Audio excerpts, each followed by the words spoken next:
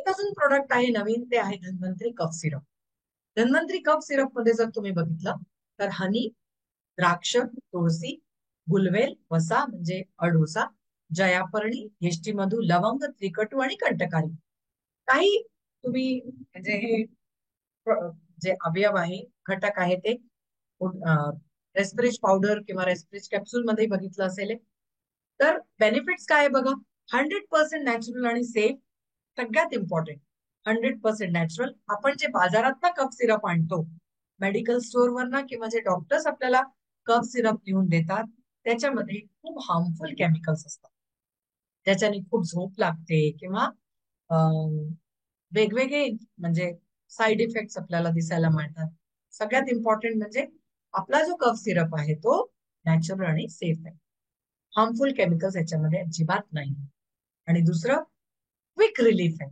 कफ किंवा कोल्ड झाल्याने जे काही किंवा इरिटेशन होतं थ्रोटमध्ये, इन्फ्लमेशन होतं, सूज येते, क्विक रिलीफ मिळते. इम्युनिटी वाढवते. नॅचरल इन्ग्रेडियंट्स जे आहे ते आपल्या श्वसन तंत्रच्या स्वास्थ्याला हेल्प करतात, ते सपोर्ट करतात ते. आणि थर्ड म्हणजे इम्पॉर्टंट म्हणजे non drowsy formula. Non drowsy formula safe to use during the day. म्हणजे याच्या सेवन केल्याने आपल्याला दिवसा झोप लागत नाही. तुम्ही जर का काही जे बाजारात आणलेले कफ सिरप जर बघा, त्याच्यात खालीली एक नोट असतो, इन्स्ट्रक्शन्स असतो, do not drive after taking the medicine.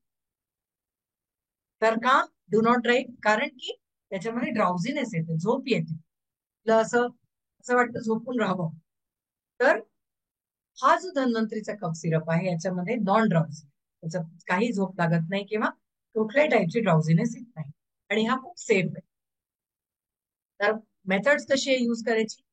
Adult म्हणजे मोठी 25च्या वरती 1 ते 2 चमचे दिवसातनं 3 वेळा, जितका प्रमाण आहे तसा घेऊ शकता. आणि लहान मुलांना 1 ते 2 अर्धा ते 1 चमचा दिवसातनं 3दा. आणि चांगल्या रिझल्टसाठी याला आपण थोडस गरम पाण्यात जर घेतलं, चांगला इफेक्ट त्याच्यातला आपल्याला मिळेल.